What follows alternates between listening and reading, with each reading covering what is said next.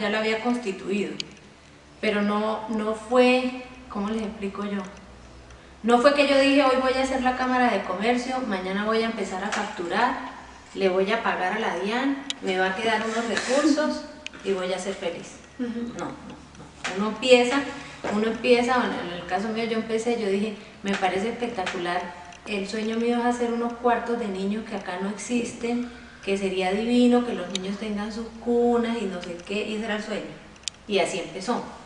Pero luego ya empieza uno, bueno, este señor me está quedando mal con las cunas, entonces yo necesito montar una fábrica para yo hacer las cunas. Entonces uno dice, bueno, vamos a planificar cómo vamos a hacer esto, cuántas máquinas necesitaremos, cuántos empleados necesitaremos, qué producción podemos sacar, ¿sí? Entonces uno empieza por ese lado. Yo tengo dos etapas en la vida, digamos. Esa primera etapa, que yo empecé haciendo eso y que terminé haciendo construcción, y ya la etapa de la empresa dura, que fue la de hace 16 años, donde ya, digamos, el Estado está acompañándolo a uno más, entonces ya ahí sí ya uno empieza con toda entrar en el mundo empresarial, ¿no? Entonces ya es la constitución de la compañía, ya es el acompañamiento de la Superintendencia de Sociedades, el acompañamiento de la DIAN, el acompañamiento del Estado, pues como yo lo veo como mi tercer socio, ¿no? El 33% de mis impuestos son para él, pero también de mis pérdidas y de mis ganancias, porque el Estado es socio en todo, ¿sí? Entonces ya empieza uno a vivir ese momento donde ese sueño inicial se vuelve en otras cosas, ¿no? Se vuelve no en el deseo de hacer plata como plata, no en tener un negocio, sino ya en tener una empresa y lo que significa tener una empresa. Porque un negocio es, voy a hacer tal cosa y me voy a ganar tanta plata, y eso lo hace mucha gente, ¿sí? Y una empresa es cuál es el papel que yo desarrollo con esta empresa para que la economía de este país, ¿qué le voy a aportar yo? ¿Cuántos empleos voy a generar?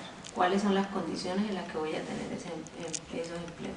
Entonces ya empieza una fase que es diferente, no es simplemente ganarme una plata, sino que tiene un componente importante, que es el componente de la responsabilidad social que tiene uno frente a ese desarrollo de la empresa. Son etapas diferentes, ¿no? No sé, qué mejor que me pregunten porque... Sí, claro. Digamos, hace un poco hablaba de las dificultades que pues todo emprendedor, y no solo emprendedor, también cualquier persona en el transcurso de la vida pues se enfrenta. Nosotros nos preguntábamos si, digamos, en este proceso de formalización de la empresa, desarrollado simultáneamente con sus estudios universitarios, presentó algunas dificultades. Sí, muchísimas. En el año 2004, como yo les conté, yo no estudié en la universidad, o sea, mi proceso no fue, hice el bachillerato y luego la universidad, sino hice mi bachillerato, empecé con la empresa y cuando tenía 26 años entré a la universidad, ¿sí? En el externado estudiar finanzas, gobierno y relaciones internacionales. Cuando terminé la universidad, yo tuve que ausentarme del país para aprender francés porque era un requisito para poderme graduar de la universidad, y yo como tenía que estudiar y trabajar, o sea, a mí me tocaba madrugar a estudiar y después seguir trabajando, y de ahí no me quedaba tiempo para los idiomas, que era un requisito indispensable, pero digamos los horarios de los idiomas no eran las mañanas. Por ejemplo, los horarios de los idiomas en la universidad eran a las 3 de la tarde y yo a las 12 ya había terminado mi pensum académico, digamos el de las materias básicas.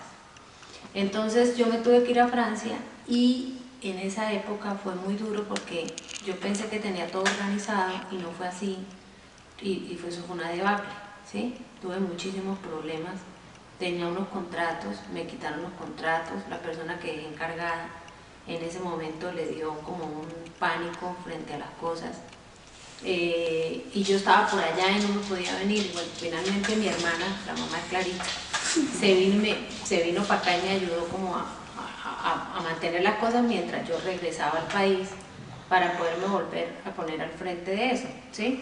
Estuvo asociado mucho a que yo venía con unos contratos y esos contratos no me los quisieron renovar porque yo no estaba, ¿sí?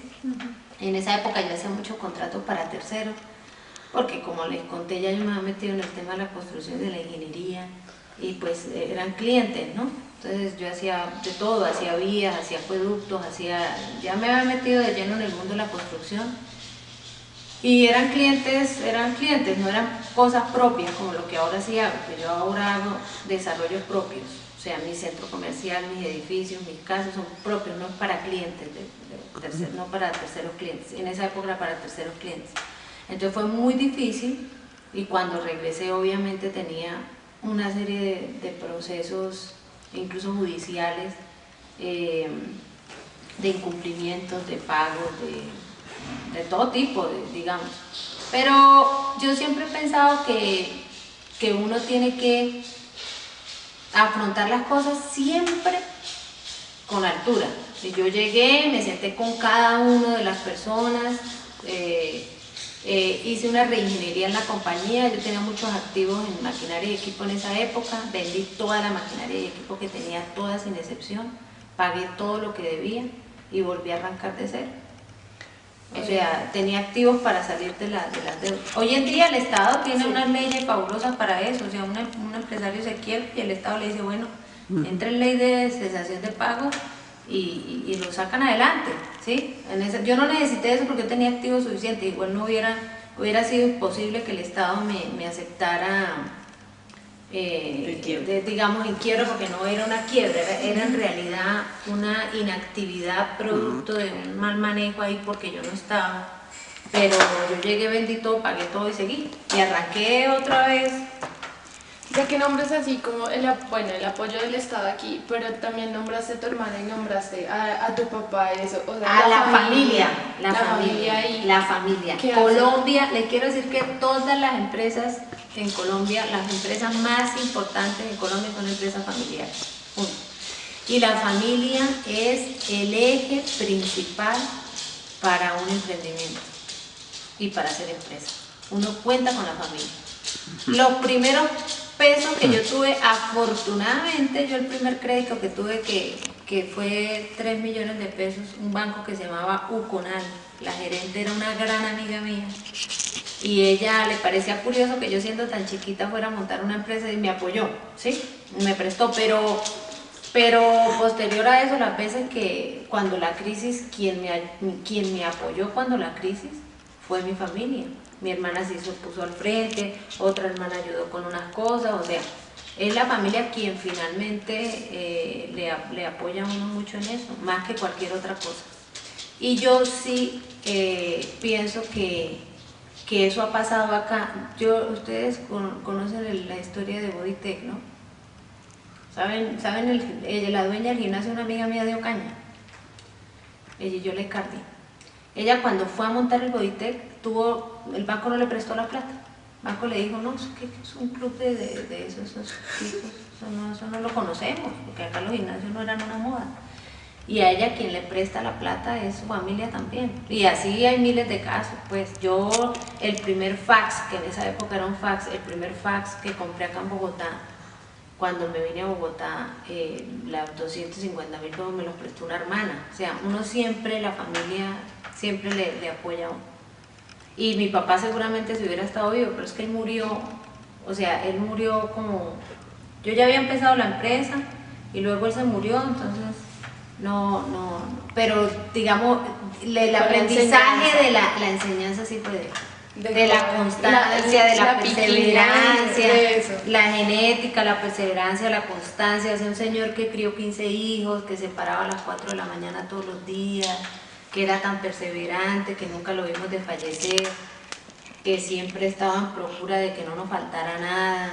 O sea, ese tipo de disciplinas es fundamental en esto.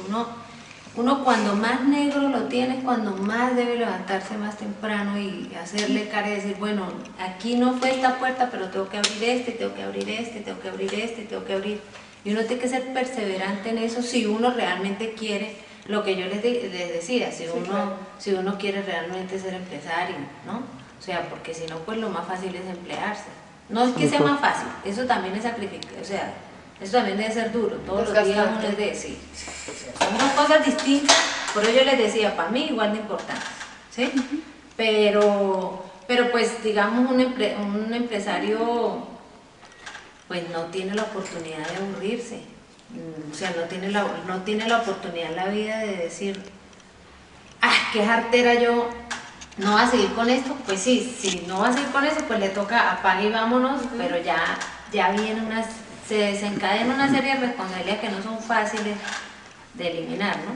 Sí, claro. Y sobre todo pues tener como el carácter para volver a empezar otro Sí, proyecto. Hay que tener mucho carácter, hay que tener mucha fortaleza y hay que tener mucho tesón, o sea, ser empresario no es una cosa muy fácil en el sentido del carácter, manejar personal, ser justo, equitativo, exigir sin que la gente se ofenda, o sea, y más nosotros manejamos un nivel digamos, de empleados y de empleados que pues no son personas profesionales, tenemos muchas personas, miles de personas, muchas personas que trabajan con nosotros pues ganan un mínimo, aunque en la compañía de nosotros el mínimo lo establecimos en 900.000 pesos, no en el, sino, tenemos un mínimo un poquito, pero por un tema de responsabilidad, de un tema que nosotros somos muchas mujeres.